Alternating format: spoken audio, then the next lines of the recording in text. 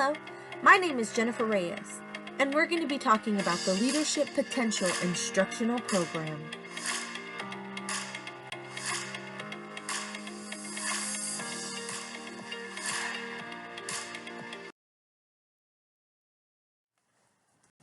Welcome to the Leadership Potential Instructional Program. We are so glad you've committed to learning more about leadership. During this program, we will touch base on 3 key areas that others look for in you as a leader or a staff member joining their team. The 3 key areas are organizational studies, which is an overview of our workplace culture. Leaderships as a relationship builder will show us our qualities when functioning in leadership and followership. Envisioning in leadership as a social architect and what that might pertain to you in your workplace.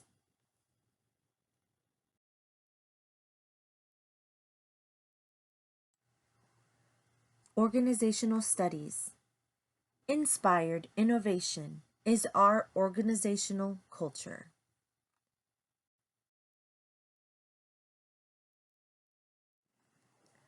Let us talk about what leaders and team members get from organizational study.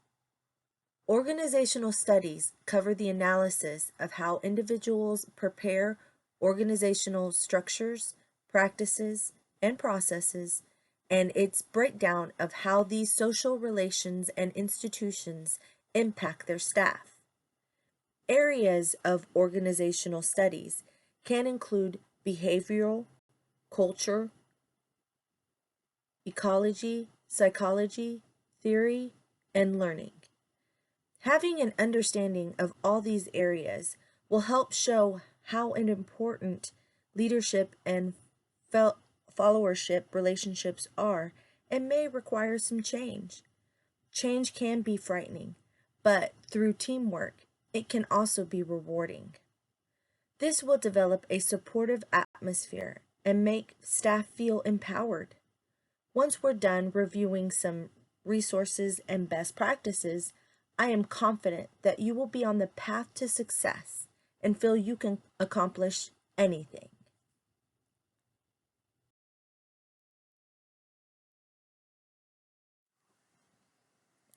The shift in the economic to a more knowledgeable based workforce raises the importance for practitioners to develop an informed understanding of the dynamic power relationship between followers and leaders and its subsequent impact on the employee's attitude, behavior, and organizational performance. So, leadership, organizational culture. Organizational studies assist in developing standards and processes, for example, focus on vision and mission as a company, create a social contract to help with diversity, and provide goals and strategies.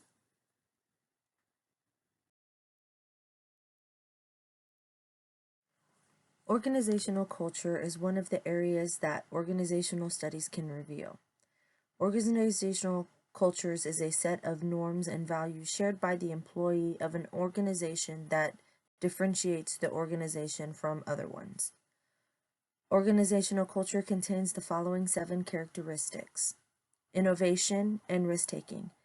The employees are encouraged to step out of the box and take risks to be innovative. Next is detail-oriented. Employees must show accuracy. Result-based. Managers would rather see results instead of staying on process and techniques.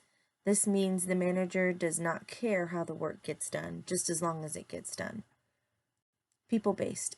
Management decides to consider the impact of results on people in the organization. Team-based. Decisions are made based on teams instead of individuals. Competitiveness. This can create aggression instead of being friendly. Steadiness. Organizations focus on growth stability. With those in mind, we can help mold the culture. For instance, I identify more as a servant transitional leader, So I'd encourage my staff to be innovative and think outside the box. This would build a culture for my employees to feel empowered and supported. They would be more focused on the project since they are vested as long as they can stay within the company's vision. If your primary focus is on company's vision and you feel supported, your whole team will come out on top.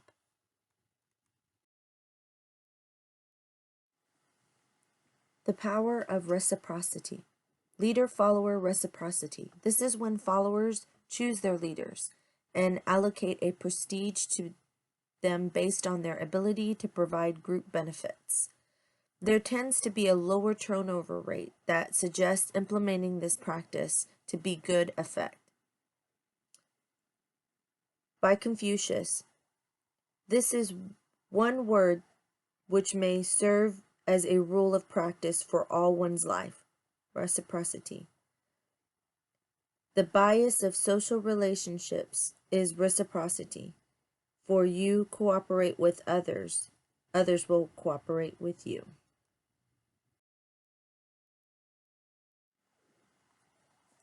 Leadership as a relationship builder. Leadership success starts with building strong relationships. Leadership as a relationship builder has the capability to build and maintain healthy relationships within their company. A great leader can use these relationships to influence others to achieve a common goal and help build a shared vision. This allows the individuals to become vested in the company. This skill is important to team building and allows leaders to implement meaningful changes. In the How Good Are You Leadership Skills Assessment, I scored the highest in providing a compelling vision of the future and motivation people to deliver the vision. This shows I would be a good example for others to follow the vision I'm following. Since I would have a good relationship with others, they would be willing to follow. I would like you to complete the assessment so we can see what results you have to work with regarding leadership skills. Leadership as a relationship builder. A leader can only motivate and inspire their team if they know what they are working towards. A leader needs to make sure their team is aware of the company's vision and what the ultimate goals are. This will encourage everyone to work to achieve better results. Here are 7 ways. 1. Share the company's vision and set clear goals. 2. Communicate with our staff. 3. Encourage teamwork. 4. A healthy office environment. 5. Give positive feedback and reward your team. 6. Provide opportunities for development. 7. Give your team the space they need to thrive. Also, there's 5 ways leaders use to build their relationships. Number 1, listen carefully. Be an active listener and reflect thoughtfully. Use empathy to connect authentically with others. 2, ask questions. Encourage everyone to be open and ask questions. 3, build on shared values. Develop a set of values that you can all agree upon. 4, be a good communicator. Provide clarity, act objectively, and be aware of the message you are sending. 5, use praise. Provide genuine feedback. Be open to receive feedback as well.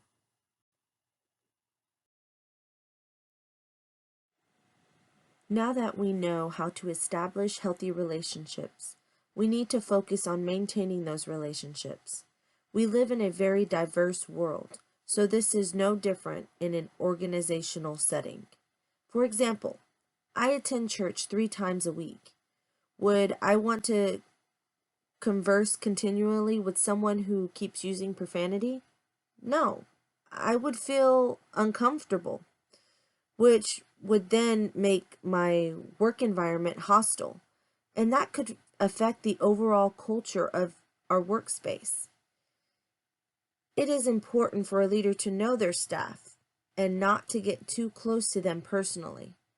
The leader must keep their relationship professional, to maintain equality and not show favoritism. Remember, we want to keep in our minds the message that we're portraying. You might not think you're showing favoritism, but others might see it differently.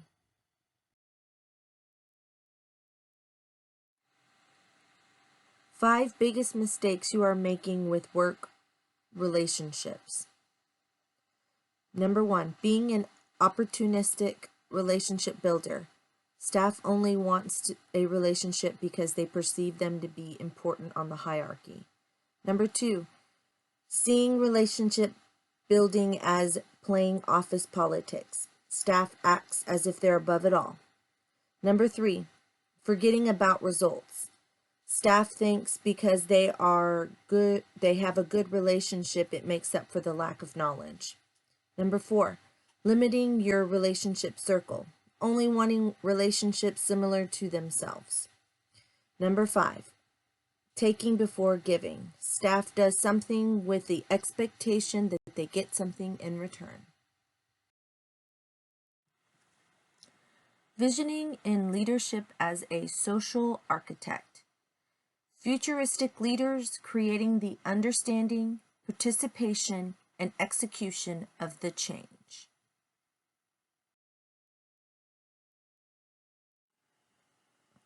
The old way of leading by the social hierarchy is a thing of the past. The new innovative way to lead is done by social architects. Leaders used to lead by giving orders and expecting everyone to listen and to do their job. However, with social architect leaders, staff members who have been the lowest on the hierarchy totem pole actually have a voice and feel as if they're being heard. They are encouraged to ask questions and are included in brainstorming solutions. Social architects govern the way people act, but not in a dominating manner. Instead, principles of high performance have stability transmitted that bind the organization together. Social architects create the understanding, participation, and execution of the change. They are designing systems for constantly high performances. It is time that we get with the 21st century and become social architect leaders. Yes, leaders need to see themselves as architects, as space designers, creators, and implementers. This is an area where what the leader says counts less than what the leader does in this social engineering. It is therefore very silent, but the space will be very visible and the legacy will be enormous. The full spectrum of social architects. Conclusion. Reflection on how I can use my servant leadership skills and combine them with the social architect skills to make a difference in leadership. It means I lead by example. However, with the new 21st century social architect leadership, it opens more doors to explore. I like to think I build good business relationships, but this program enlightened me that I still have some growing to do. Meaning, once I establish a relationship, I need to continue to grow that relationship, and not only go to them when I need something. I can also side with the transformation leadership, meaning in its ideal form, it creates valuable and positive change in the followers with the end goal of developing followers into leaders. You see, you can be a part of many leadership styles, and you can continue to grow into more skills that you practice. I hope you found this program informative. Until next time, have a great day.